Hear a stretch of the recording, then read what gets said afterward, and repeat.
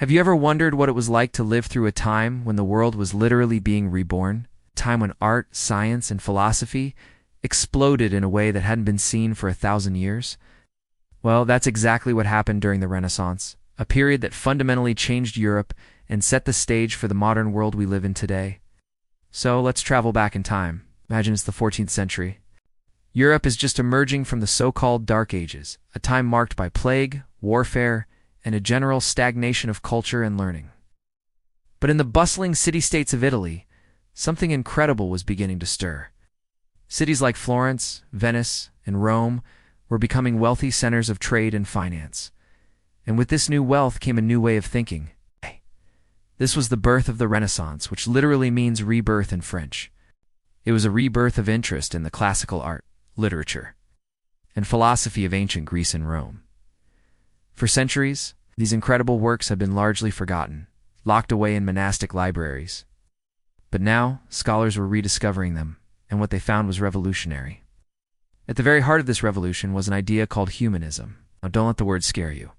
It's a simple but powerful concept. Humanism was a philosophical movement that shifted the focus from the divine and the afterlife, which had dominated medieval thought, to human beings and our potential right here on Earth. Humanists believed that humans were capable of extraordinary things. They celebrated reason, creativity, and individual achievement. This wasn't about rejecting religion. Many humanists were devoutly religious, but they believed that God had given humanity the gift of intellect and creativity, and it was our duty to use it. They looked at the achievements of the ancient Greeks and Romans, their stunning sculptures, their brilliant philosophy, their democratic ideals, and saw a model for what humanity could once again become. One of the key figures in this early movement was Petrarch. It's often called the father of humanism. He was an Italian scholar and poet who spent his life hunting down and restoring ancient manuscripts. He saw the period between the fall of Rome and his own time as a dark age, and he believed that by studying the classics, humanity could emerge back into the light. He wasn't just interested in the content of these old books. He was fascinated by the beauty of the Latin language they were written in, and he tried to emulate it in his own work. This passion for the classics spread like wildfire. Wealthy patrons, like the famous Medici family in Florence, began pouring money into the arts and scholarship. They funded libraries, commissioned artworks, and supported thinkers who were pushing the boundaries of knowledge. Florence became the epicenter of this cultural explosion. It was here that you could walk down the street and see the workshops of artistic giants like Leonardo da Vinci, Michelangelo, and Raphael. Let's talk about the art for a moment, because it's one of the most visible and breathtaking legacies of the Renaissance. Medieval art was often flat, symbolic, and focused entirely on religious themes.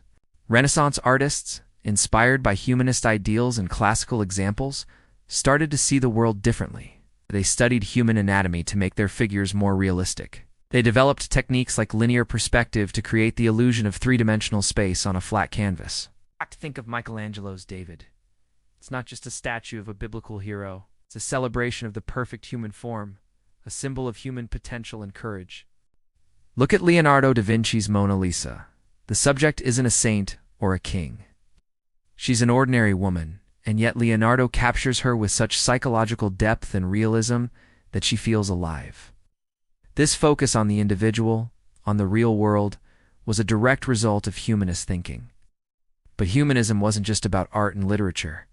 It had a profound impact on education.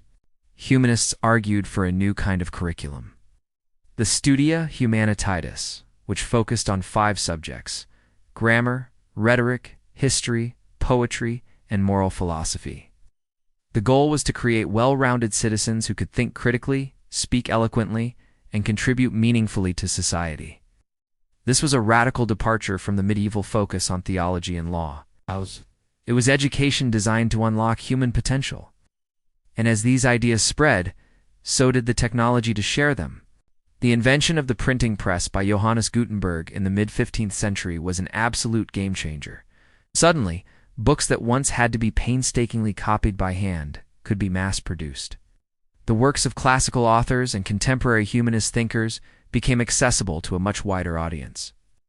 This accelerated the spread of Renaissance ideas from Italy across the Alps into Germany, France, England, and Spain, creating what we now call the Northern Renaissance. The Northern Renaissance had its own unique flavor. Ow. While Italian humanists were often focused on classical models, Northern humanists like Erasmus of Rotterdam were more concerned with religious and social reform. Erasmus was a brilliant scholar who used his humanist skills to produce a new, more accurate translation of the New Testament.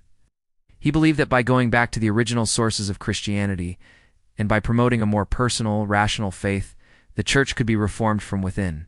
His work laid much of the intellectual groundwork for the Protestant Reformation, which would soon sweep across Europe. Humanism also fueled the age of exploration. The same curiosity and desire to understand the world that drove scholars to ancient texts also drove explorers like Christopher Columbus and Ferdinand Magellan to sail into uncharted waters. They were driven by a belief in human capability and a thirst for new knowledge. They weren't just seeking gold and spices. They were seeking to map the world, to understand its geography, its peoples, and its wonders. Of course, the Renaissance wasn't a perfect utopia. It was still a time of intense political conflict, social inequality, and religious strife. The vast majority of people were still poor peasants whose lives were largely untouched by the high-minded debates of scholars and the beautiful creations of artists. And the rediscovery of classical texts also had a complex legacy, sometimes reinforcing old prejudices. But the impact of the Renaissance and humanism is undeniable.